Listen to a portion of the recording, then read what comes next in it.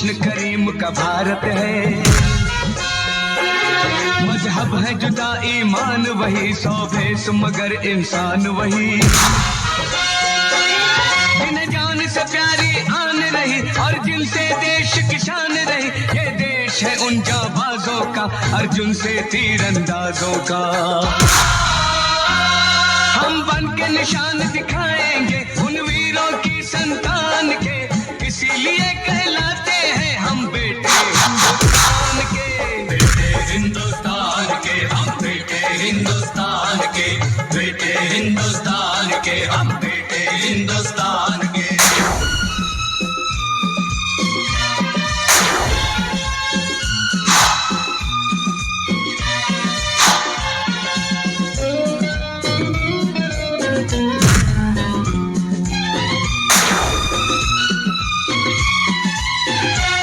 ये देश है गौतम गांधी का, ये देश है नानक तुलसी का,